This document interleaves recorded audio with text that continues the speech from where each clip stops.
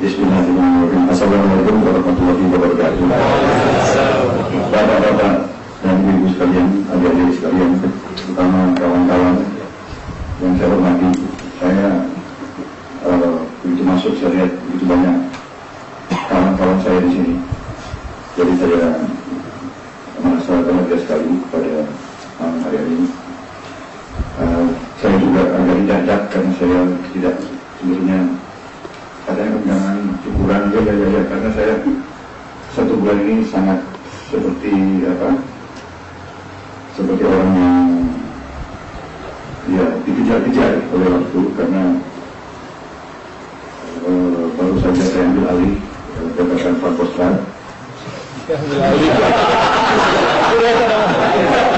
Sudah itu dong Mas. Kalau ini namanya tendensius. Mereka ambil alih. Mungkin secara di bawah sadar ada sesuatu. Tapi di antara dia mengambil alih dulu. 20 kali, kurang lebih 1 bulan lalu saja. Dan alhamdulillah besok akan selesai saya datang seluruh batalion yang ada di Australia. Dan dengan demikian sebetulnya membawa saya ke Jawa Barat, Jawa Tengah, Jawa Timur, Ulusan dan sampai ke daerah-daerah, ke kecamatan-kecamatan, dan sempat juga melihat semua pasukan saya. Kebetulan juga sempat juga mampir di beberapa pesantren di Jawa Timur, sehingga juga ketemu dengan beberapa kiai-kiai, tokoh-tokoh NU. Kalau di sini agak mayoritas Muhammadiyah. Di kota, mereka yang di desa-desa.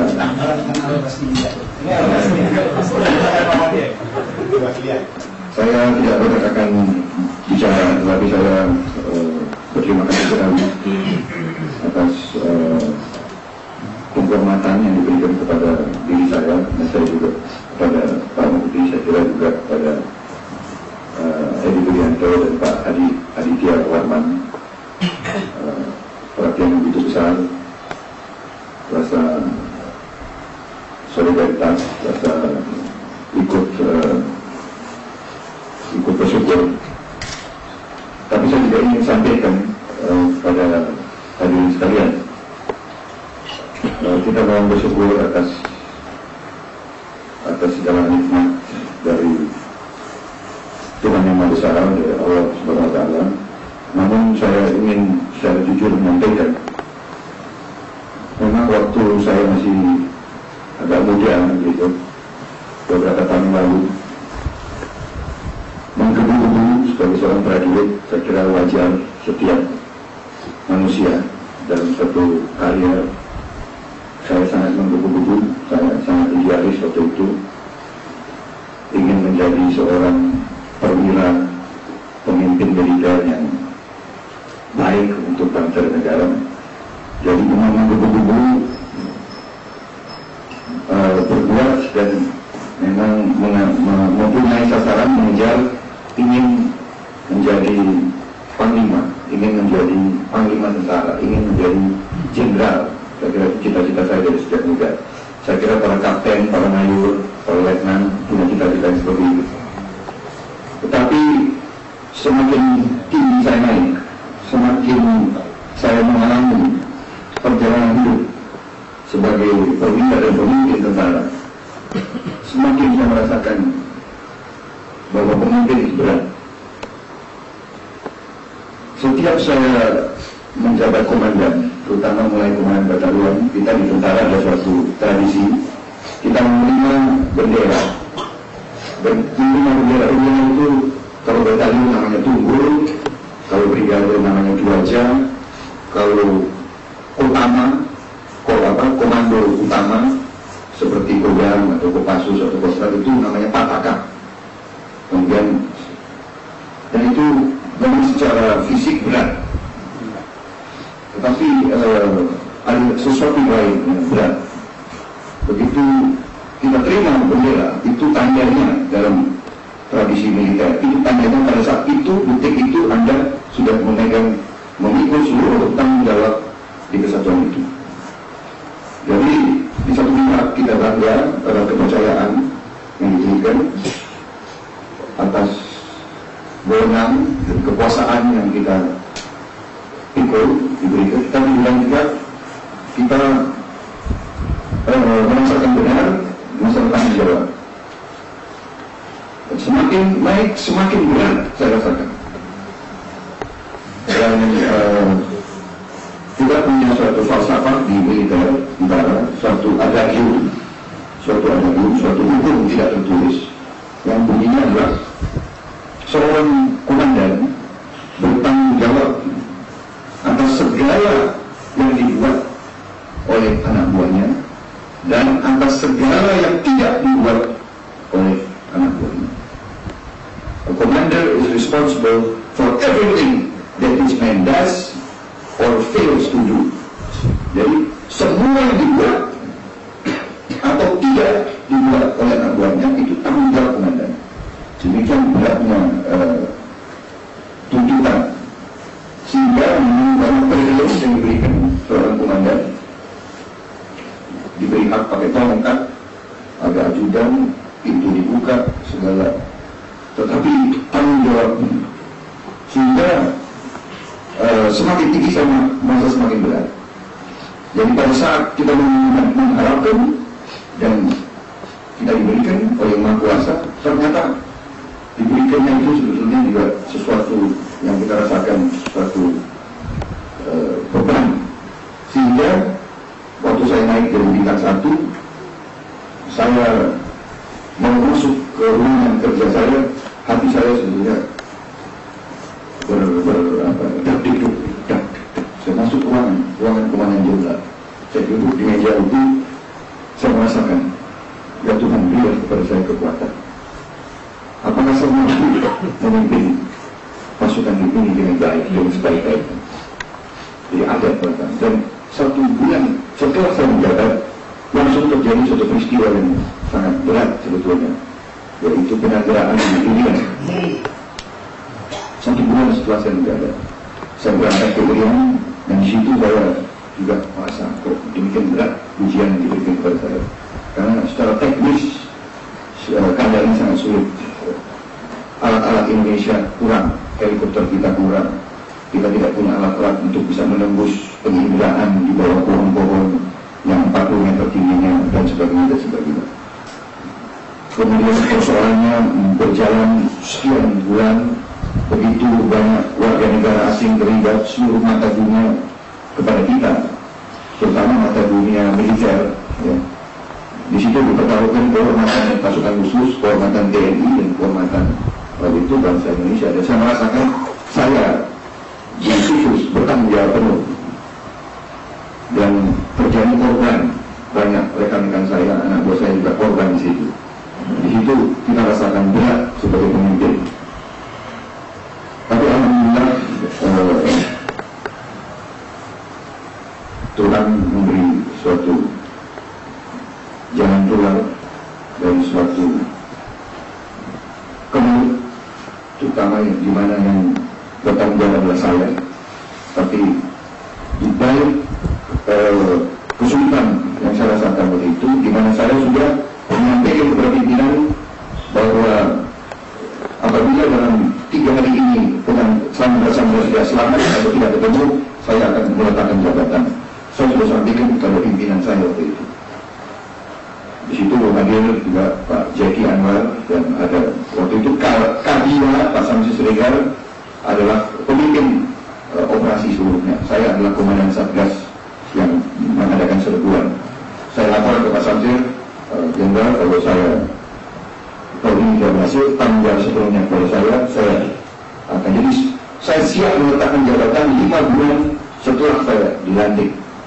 Dan saya benar-benar sudah kumpul majikan saya, yang saya katakan situasi demikian, korban sudah banyak, saya tanggung jawab, keberhasilan belum pasti. Kalau ini dalam 3 hari tidak berhasil, saya harus ditanggung jabatan. Saya sudah kumpulkan asisten-asisten saya. Demikian, tetapi ternyata Tuhan memberi sesuatu yang bagi saya waktu itu bagaikan mukjizat sebetulnya, yang tidak mungkin menjadi mungkin. Kita diejek oleh tentara-tentara asing, tetapi kita ternyata diberi kemenangan, keberhasilan. Jadi saya merasakan akhirnya jalan bagi saya terbuka, saya tidak jadi mundur diri, dan seterusnya. Bahkan 8 bulan setelah saya jadi bintang 1, saya diberi bintang 2. Sekali lagi, begitu diberi bintang 2 memang tidak seberat, karena jabatan masih tetap sama, tidak. Begitu saya dilantik menjadi Pangkostrat, sekali lagi saya merasakan beban itu. Diberi kehormatan bintang 3 pada usia 46 tahun, suatu kebanggaan, tetapi anehnya rekan-rekan saya, kawan-kawan saya, termasuk atasi-atasi pertahanan asing yang datang pada hari diumumkan saya menjadi Pangkostrat, untuk ketemu saya, melihat wajah saya tidak berseri-seri, tidak gembira, ria, tetapi justru sangat muram, katanya. Sampai semuanya mengatakan, terutama salah satu atasi pertahanan itu, Anda diumumkan bintang 3, kok Anda kelihatan sangat Anda kelihatan sedih. Dan ini benar-benar saya rasakan hari itu.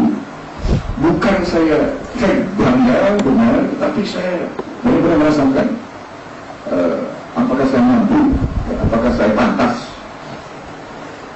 Begitu banyak sinyal-sinyal saya lewati, dan apakah ini masing-masing pikiran waktu itu. Dan memimpin Pangkostrat demikian. Tadinya saya memimpin 6.000 orang, sekarang saya bertanggung jawab atas 25.000 orang. Jadi karena ada beliau itu membuat saya merasakan bagaimana. Saya mikir, saya habis lulus THR-nya Kopassus, Lebaran.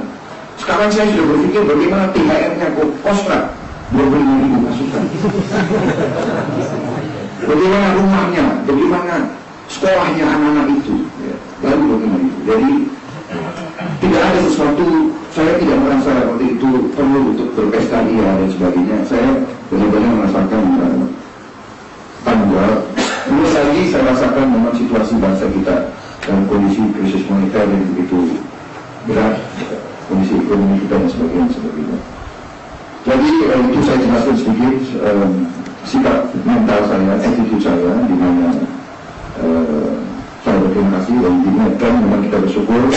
Tetapi ketahuilah bahwa kalau besok umpamanya